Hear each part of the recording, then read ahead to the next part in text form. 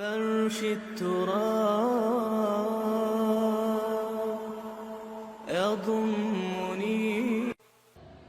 دھواں اٹھتا ہے تو ایک کٹیا میں جو چورا جل رہا ہے اس سے بھی اٹھے گا تو جائے گا اوپر، اور محل کا کوئی بہت بڑا کچن ہے تو اس سے بھی اٹھے گا تو اوپر جائے گا. لہذا یہ غریب اور امیر کا فرق نہیں ہے، ہر شخص اس نیکی میں سے حصہ لے سکتا ہے. تمہارے پاس ایک روٹی تھی، تم نے آدھی دے دی کسی مانگنے والے کو، تمہارا حصہ ہو گیا، بہت بڑا حصہ ہو گیا. اور کسی بڑے امیر آدمی نے 150 جو ہے مسکین کو کھانا کھلا دیا، وہ اس کے قریب بھی نہیں آ سکے گا اجر و ثواب کے اعتبار سے اس شخص کے کہ جس کے پاس ایک ہی روٹی تھی اور اس نے آدھی دے دی. تو بر جو ہے حقیقت میں لیس البر ان تولوا وجوهکم قبل المشرق والمغرب ولکن البر من آمن باللہ والیوم الآخر والملائکۃ والکتاب والنبیین. میں بھی ایک زمانے میں اس پر کچھ متردد سا ہوتا تھا، کچھ سوچتا تھا یہ نیکی کا تعلق تو ہم عمل سے سمجھتے ہیں، یہاں ایمان کی بحث کی کیا ضرورت ہے؟ ایمان تو ایک باطنی حقیقت ہے، نیکی جو ہے وہ ایک ظاہری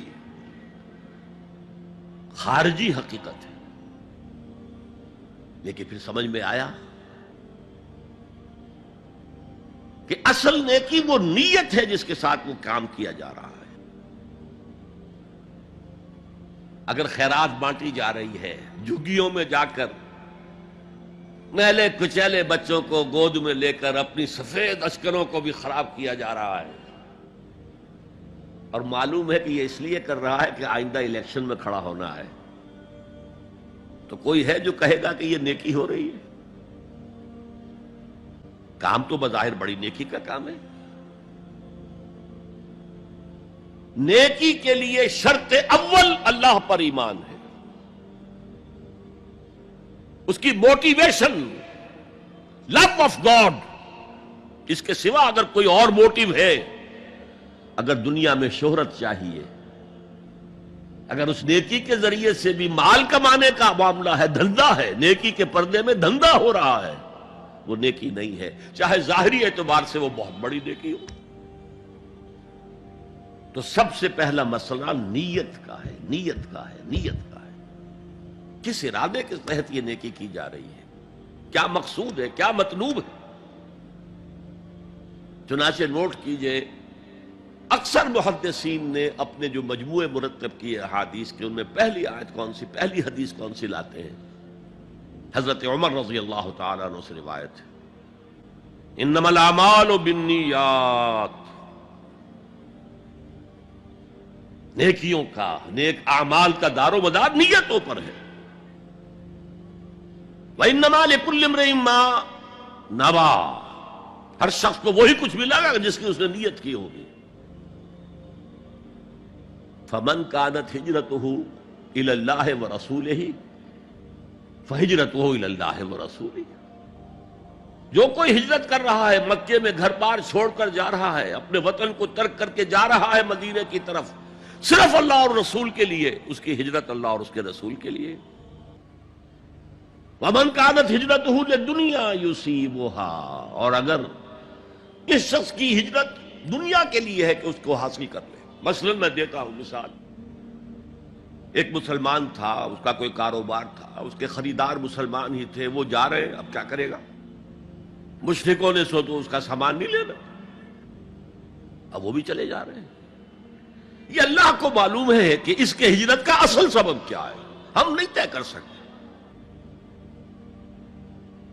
لیکن اللہ کے ہاں جو کھاتا کھلا ہوا ہے، اس کی یہ ہجرت جو ہے اللہ اور اس کے رسول کے لیے شمار نہیں ہوگی. وَمَنْ كَانَتْ هِجْرَتُهُ لِدُنْيَا يُصِيبُهَا أَوِ امْرَأَةٍ يَنكِحُهَا. یا کسی عورت کے لیے ہو کہ اس سے نکاح کرے. کسی خاتون سے وہ شادی کا خواہش مند تھا، وہ خاتون ہجرت کر کے مدینے چلی گئیں، اب یہ بھی باندھے کچے دھاگے سے بندھے ہوئے چلے جا رہے ہیں، تو یہ تو در حقیقت اس عورت کے کھاتے میں ہجرت جائے گی، اللہ اور اس کے رسول کی ہجرت میں نہیں. تو اصل شے یہ ہے نیکی کا وہ کام جس کا ظاہر بھی نیکی کا ہو اور باطن بھی ہو، کہ موٹیویشن صرف اللہ کی رضا ہو، اللہ کی محبت اور اللہ کی رضا کا حصول. یہ ہے پازیٹو موٹیو. ایک نیگیٹو سائیڈ بھی ہے. سب لوگ ذہنی اعتبار سے اتنے بلند نہیں ہوتے کہ اللہ کی محبت وہی اصل محرک بن جائے. یہی وجہ ہے کہ حضور نے اس کو صلی اللہ علیہ وسلم کمال ایمان سے تعبیر کیا ہے.